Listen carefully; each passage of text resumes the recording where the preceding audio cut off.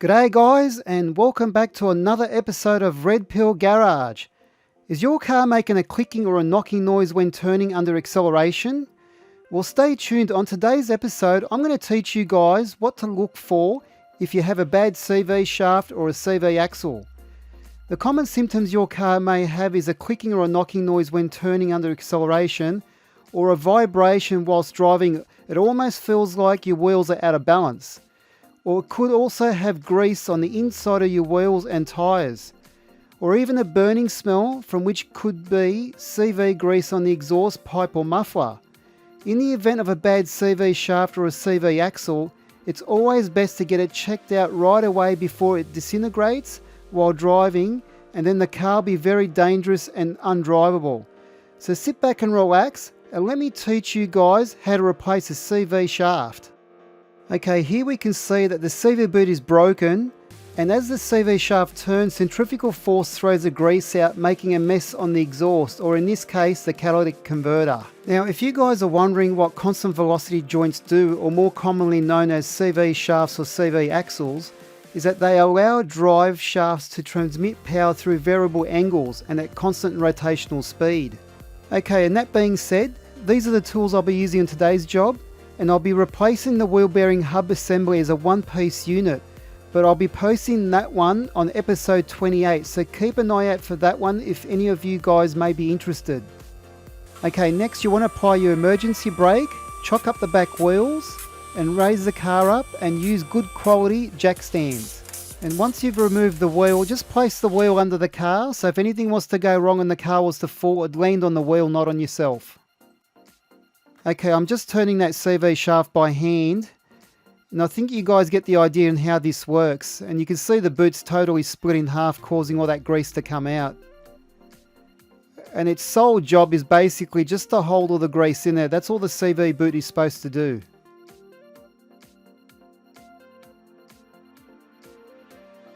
Okay, next, I have to remove that hub nut that you see there.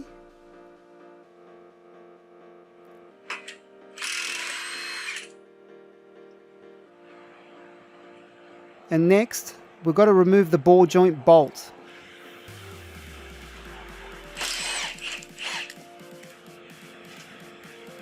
Next, you want to apply a generous amount of WD-40.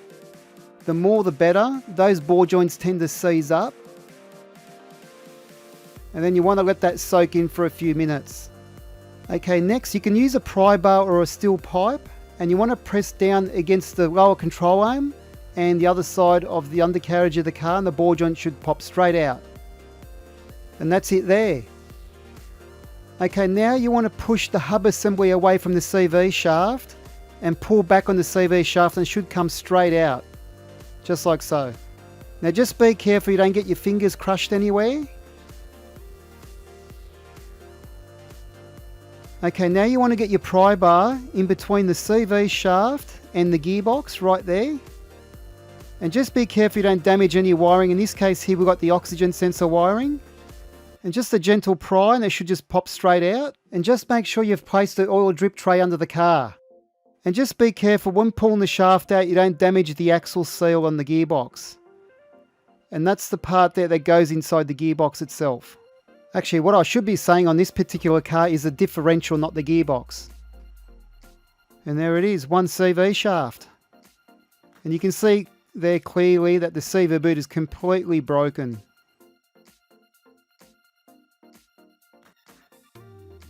Okay, there's our axle seal that sits in the differential housing.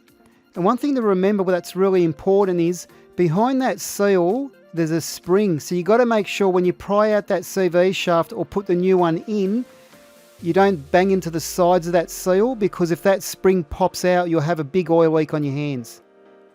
Okay, the next thing you want to do before installing a new CV shaft is to make comparisons with the old one. You want to make sure the most important thing is the length is correct.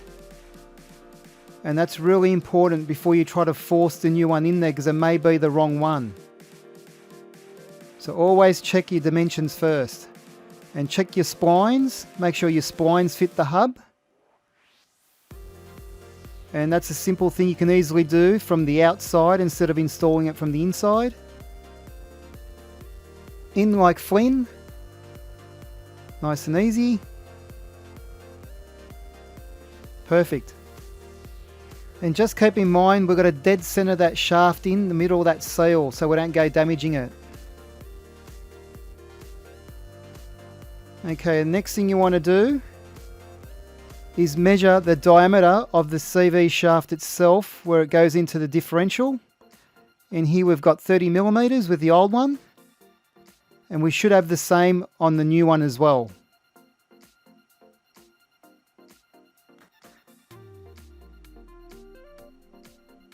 And there we go, 30 millimeters. So we know that shaft is fine to put in. The next thing you want to do is get some pre-assembly grease and lube up that part of the shaft where the seal sits on. Like I said earlier, you don't want to go damaging that seal when slipping that shaft in. So you want it to go in nice and easy. So the slipperier, the better. Now just take your time putting it in.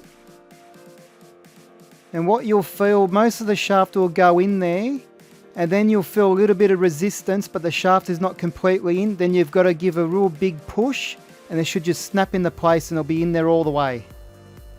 Just like so. And just to confirm the shaft is all the way in, you want to give it a good look over, and you can see there the shaft is in all the way into that differential housing. Okay, the next thing you want to do is apply some anti-seize grease. Now if you don't have any anti-seize grease, don't use any ordinary grease. You can use WD-40 if you wish. And then just wipe any excess off so there's not too much on there.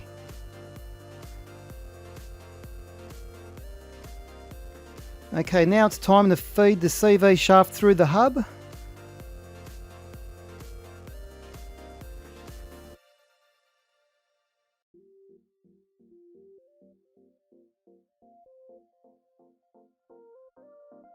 Okay, next with a pry bar or a steel pole, we're going to reinstall the ball joint. Just take your time doing it. Sometimes they can be a bit tricky to put in. They need to be dead straight, otherwise if they're on an angle they just won't go in. And just make sure your fingers are out of the way, otherwise you'll lose a finger or two. And you can see there how it just snaps into place very quickly. Okay, next you want to apply a little bit of thread locker to the ball joint bolt. And then tighten the ball joint bolt.